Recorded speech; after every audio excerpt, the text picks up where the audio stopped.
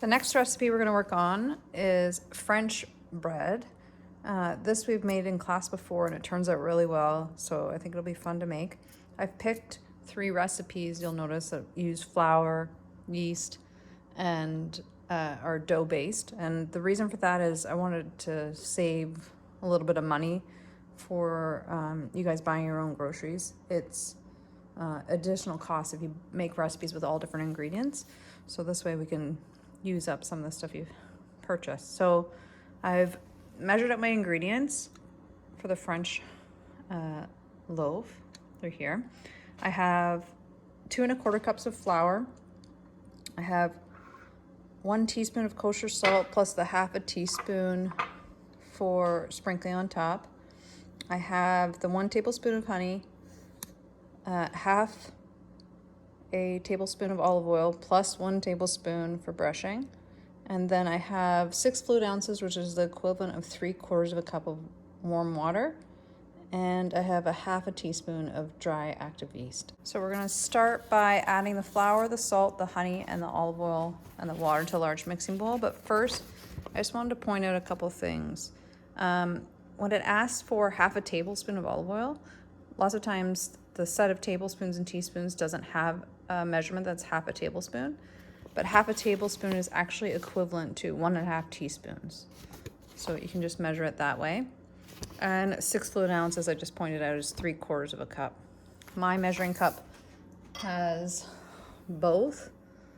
It has well, it's gonna be hard to see, but a mark for 8 ounces, and halfway is 6 ounces, and there's 4 ounces. So that's the 3/4 cup mark.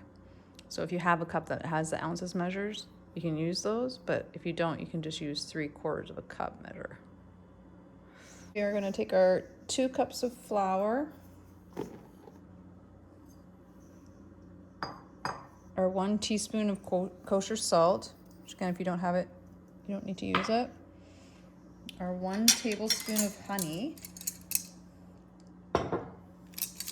which is tricky to measure. I didn't want to measure more than once because a lot of it will stick to the dish that you're measuring it out of. So do your best with getting the honey out of the tablespoon. I'm gonna let it drizzle off of here. I'll hold it off to the side, and then I'll add my 1/2 tablespoon of olive oil. I'm just gonna even let it sit there.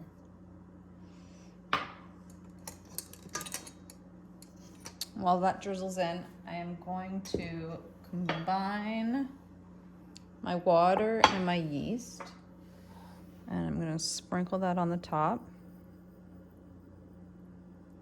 It's sinking, but. And then I'm going to set that aside so that it'll dissolve. Now the recipe calls for a stand-up mixer, and if you have one, that's great, but you don't need one. Our yeast has dissolved, and we're now going to add the yeast and water mixture into the flour with the honey and everything else. Again, you want to make sure that you get everything out of this liquid measuring cup that is yeast, because it will help the dough rise. I'm now going to mix these together until they form a dough that I can work with and knead.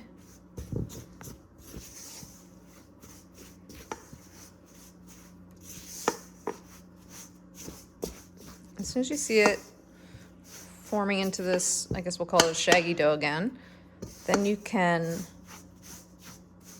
get your hands in and work it into a bit of a ball. You want to really make sure you're working on a clean surface. You could always put a cutting board or even like parchment paper down if you're really worried about it. We're going to knead it in the bowl a bit until it starts to form a ball.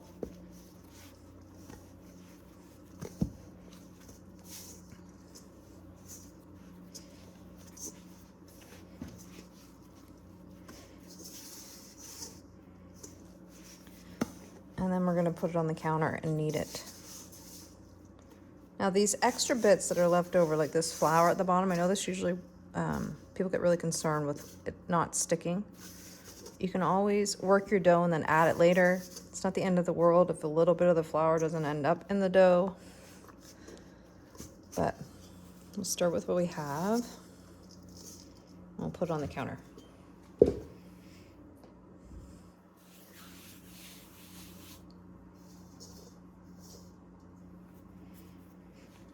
Okay, so kneading, it's the same process. You're gonna push the dough away from you with the heel of your hand, turn it,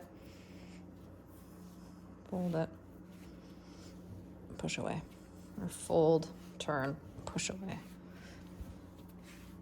You'll find this dough probably tougher to knead. You'll find it drier, which you can already see.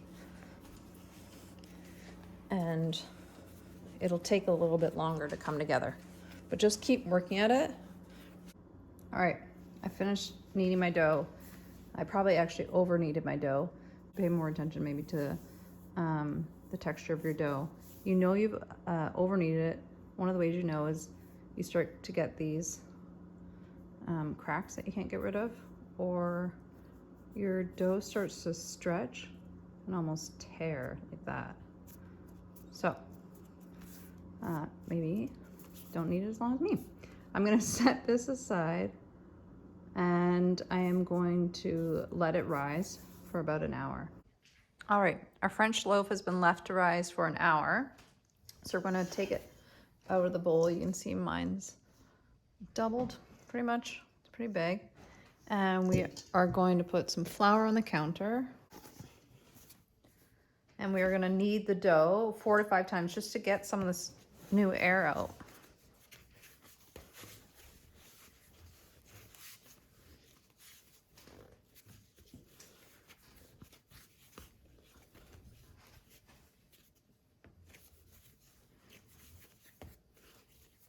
Definitely think I overworked my dough. You might have better luck. I can tell from these stretch marks on it.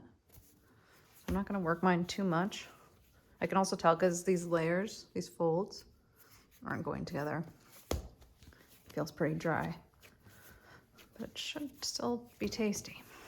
All right, so then I'm gonna leave it again in the bowl, covered with a dish towel for 10 to 15 minutes. The French bread has been left to rest and has risen for the last 10 to 15 minutes. And now we're gonna shape the dough into a round ball, an oval, or you can make it into a rectangle, roughly 6 by 3 inches to form a baguette. I'm going to make an oval. That's the one I think that looks the nicest. This is almost the round. I like the idea of it being kind of longer and oval. This is the shape you're going for. So I've shaped it into the shape I want, long and oval. And now I'm going to place it on a baking sheet and cover it with a dish towel and allow it to rise for another hour. Our French loaf has been resting on top of the oven for an hour. I'm hoping mine looks better than it did before. Well, it's improving. It's starting to look better. Now that it's been resting, I'm going to put a slash in the top of it. It's going to make it look really nice when it's done cooking.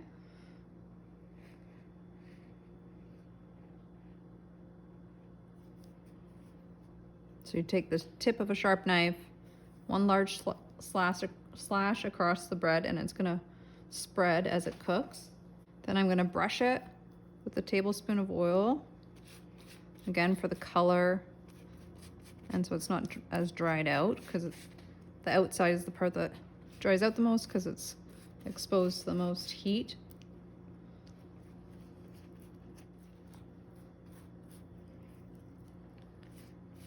My dough needs all the TLC it can get. And then I'm going to sprinkle on the salt. Again, I'm kind of moving it between my fingers to spread it evenly across the dough. Try not to end up with like one bite with a huge clump of salt in it.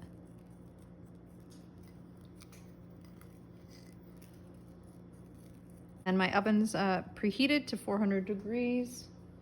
And I'm going to put the bread in the oven for 18 to 20 minutes. And then we're gonna see how it turns out.